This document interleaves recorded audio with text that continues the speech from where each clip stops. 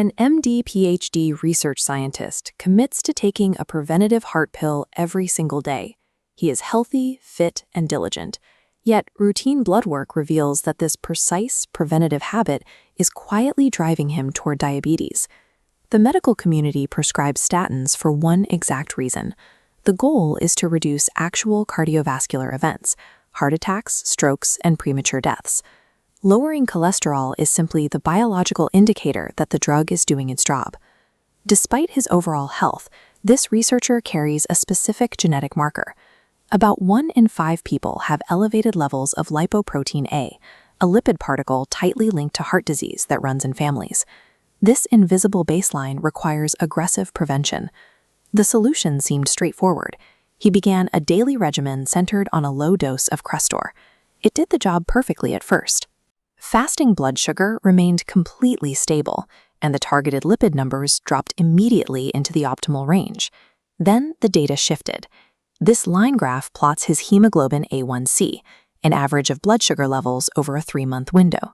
For over a year, his baseline hovered around a healthy 5.1%. Then it ticked up to 5.3. 6 months later, it hit 5.5. A rise of 0.4% sounds trivial, but zooming out on this chart reveals the strict boundaries of metabolic health. 5.1 is perfectly healthy. 5.7 marks the exact line for prediabetes, and 6.5 is full-blown diabetes. The statin was pushing his metabolism directly toward the danger zone. When fasting blood sugar, or A1C, climbs steadily in Western patients, the primary clinical explanation is nearly always an increase in body fat, but the physical data contradicted that standard diagnosis. Strict adherence to diet and exercise meant he was actively losing body fat, completely eliminating lifestyle as a variable. Through a strict process of elimination, the daily statin remained the only biological variable capable of causing the steady glucose spike. Clinically, this makes very little sense.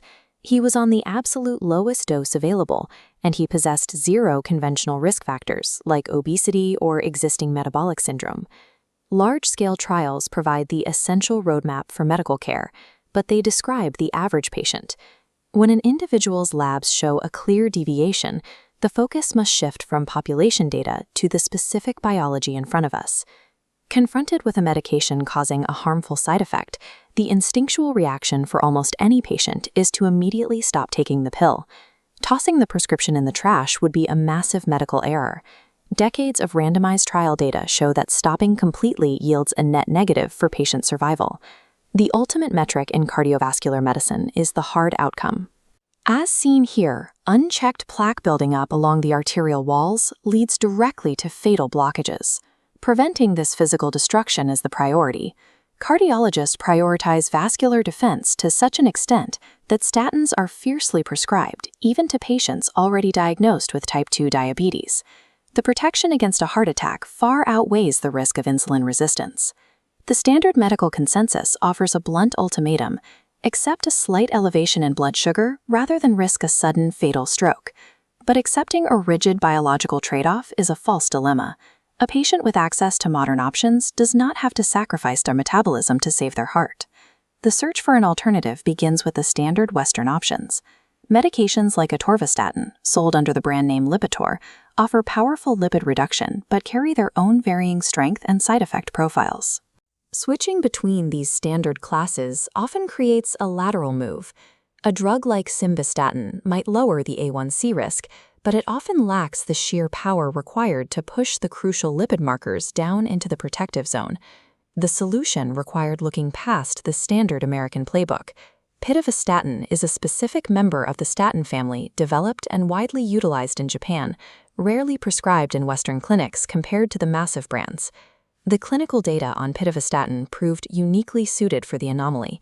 It maintains the identical, rigorous defense against heart attacks and strokes, but it operates with an exceptionally mild impact on glucose metabolism and insulin resistance. To maximize the effect without raising the dose, a synergistic approach is required. By combining a very low 2 mg dose of pitavastatin with 10 mg of a secondary absorption inhibitor called Zetia, the two drugs amplify each other's strengths. Combining multiple complementary mechanisms at their lowest effective doses secures maximum cardiovascular protection while eliminating the metabolic friction entirely. After several months on the synchronized regimen, the new lab work proved the hypothesis. The updated lab work confirmed the pharmacological shift worked. The LDL cholesterol dropped deep into the ultra-safe optimal zone at 65. Simultaneously, the A1C retreated out of the warning area, settling back down to a perfectly healthy 5.2%.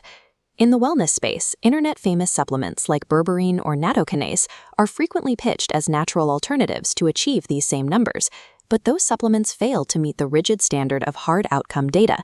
Some may lower cholesterol numbers on a blood test, but none have proven in massive clinical trials that they actually prevent a fatal stroke. When life is on the line, promising supplement data is a massive gamble. Patients currently have access to 7 distinct classes of statins, secondary inhibitors, and advanced injectable medications. There is a precise, scientifically validated tool for nearly every physiological kink. Patients today have the clinical flexibility to work with their doctors on a tailored approach, using specific data to find a regimen that protects the heart without compromising metabolic health.